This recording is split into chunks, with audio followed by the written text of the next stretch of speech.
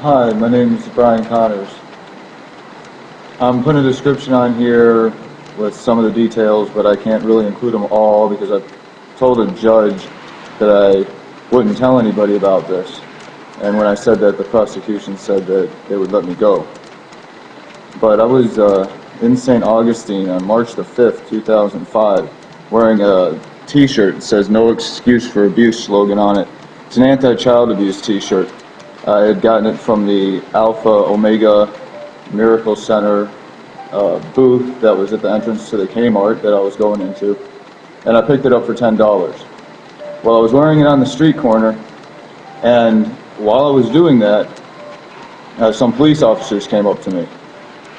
One of them started asking me some questions, but while he was doing that, I started to feel this supernatural sensation start to come over my body, and it was pretty amazing.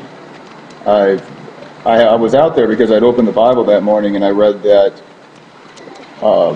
part about, I just opened it up to the part about "Stand ye still and wait upon the Lord."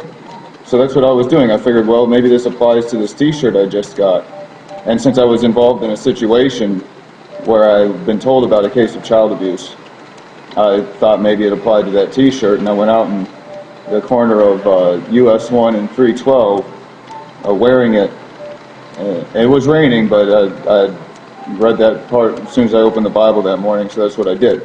Police officer came up to me and started asking me some questions like, is there anybody else with you? What are you doing here? Etc. But while he was doing that, I felt this supernatural sensation come over my body, and it was really amazing. It felt like warm, just about as warm as I feel in this Arboretum conservatory here, even though it's wintertime. It was raining and it was otherwise cold, but I felt really warm. My whole body was bathed in this sort of supernatural sensation, and I've tried to figure out what it was since then. I've looked up things online. One of them's called the supernatural, the True Workings of God and the Counterfeits of Satan, by Jessie Penn Lewis. Is written in 1912, I think. And she has a whole chart of what's the true workings of God and what's the counterfeits of Satan. I don't know which category what I felt falls into exactly. To be honest with you, according to her work, it seems to fall into the counterfeits of Satan.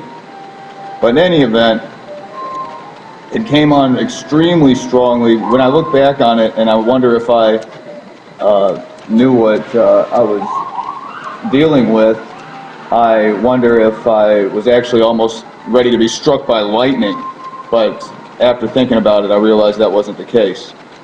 It wasn't anything like that, and nobody was struck by any lightning. But I stood there, and the feeling disappeared as soon as this officer touched my shoulder with the palm of his hand.